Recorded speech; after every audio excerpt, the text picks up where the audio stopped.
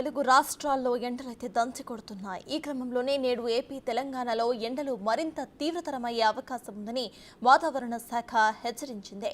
పలు ప్రాంతాల్లో 45 డిగ్రీలకు పైగా ఉష్ణోగ్రతలు నమోదవుతున్నాయని వెల్లడించింది. రాబోతున్న 5 రోజుల పాటు తెలంగాణలో ఆరెంజ్ అలర్ట్ ను జారీ చేసింది వాతావరణ శాఖ.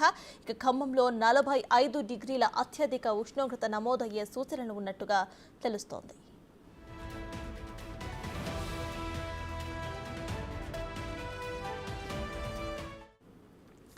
ఇదే విషయంపై పూర్తి డీటెయిల్స్ ను మా ప్రతినిధి రాజు అందిస్తారు. రాజు, ఓవర్ టు యు.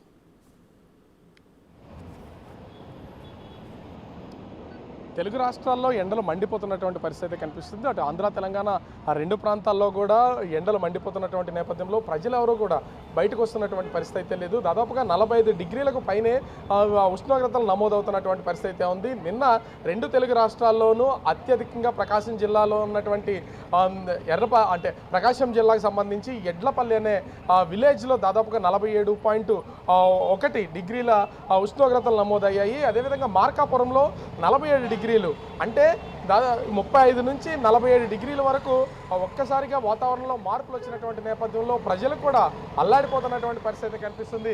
మనం చూడొచ్చు, ఎప్పుడు రద్దీగా ఉండేటువంటి రోడ్లు సమయం 10 గంటలు దాటింది, కానీ రోడ్లన్నీ కూడా ఒక విధంగా చెప్పాలంటే ఎప్పుడు రద్దీగా ఉండేవి వాళ్ళ నిర్మానుష్యంగా మారిపోతున్నాయి.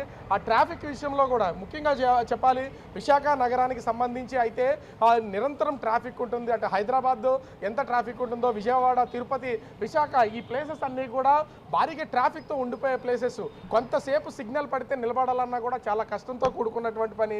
ఇక్కడ ముఖ్యంగా చూస్తే పోలీసు డ్యూటీలు చేస్తున్నటువంటి ట్రాఫిక్ కానిస్టేబుల్స్ కూడా తీవ్రమైనటువంటి ఇబ్బందులు ఎదుర్కొంటారు. అంటే ఎండల తీవ్రత ఏ స్థాయిలో ఉందో అర్థం చేసుకోవచ్చు.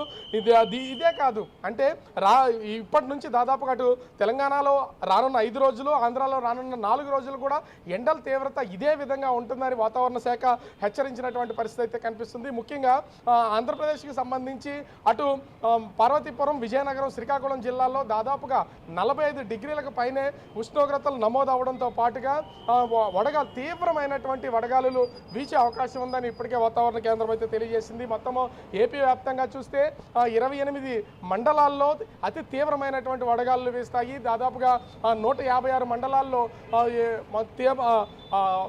అంటే వడగాలులు తీవ్రంగా ఉంటాయని తెలియజేసినటువంటి పరిస్థితి ఉంది. వాతావరణ శాఖ కూడా 2 భాగాలుగా వడగాలుల్ని విభజించి మరి ప్రజలను అయితే అప్రమత్తం చేస్తున్నారు. ముఖ్యంగా ప్రజలు ఎలాంటి ఇబ్బందులు పడకూడదు, అదేవిధంగా ఆరోగ్యపరమైనటువంటి ఇబ్బందులు రాకూడదని చూస్తున్నటువంటి పరిస్థితి అయితే ఉంది. ఈ ఎండ తీవ్రతకి ప్రజలు బయటకు వస్తున్నటువంటి పరిస్థితులు అయితే లేవు. ఎందుకంటే ఉదయం నుంచే, అంటే వాళ్ళ ఆఫీసులకు వెళ్ళాలన్నా, దూర ప్రాంతాలకి ప్రయాణం చేయాలన్నా కూడా ఇంచుమించుగా ఉదయం 6 గంటల నుంచి వాళ్ళ ప్రయాణాలు అయితే స్టార్ట్ చేస్తున్నటువంటి పరిస్థితి అయితే ఉంది. ఇక్కడ ఎండలో మనం చూస్తున్నాం కదా, ట్రాఫిక్ కానిస్టేబుల్ డ్యూటీ చేస్తున్నారు. ఏం స్టైలిష్ గా ఇలా స్పెట్స్ పెట్టుకుని ఇట్లా ఏంటి మీ సిపిఎం అని ఇచ్చారా, పోలీసులు అని ఇచ్చారా? కమిషనర్ గారు ఇచ్చారండి, పోలీస్ కమిషనర్ గారు.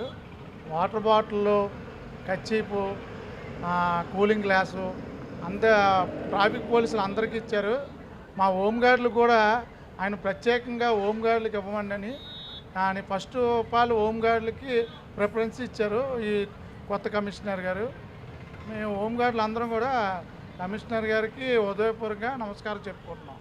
అంటే మొత్తాన్ని చూడొచ్చు, ఎండల తీవ్రత ఈ స్థాయిలో ఉన్నటువంటి నేపథ్యంలో విశాఖ పోలీసులు కూడా పోలీసులు కావాల్సినటువంటి ఫెసిలిటీస్ ఇస్తున్నటువంటి పరిస్థితి ఉంది. మొత్తంగా చూస్తే ఆంధ్ర, తెలంగాణలో ఎండలు అయితే మండిపోతున్నటువంటి పరిస్థితి కనిపిస్తుంది. సత్తాస్. Right, thank you Raju. For more videos like this, subscribe Big TV channel.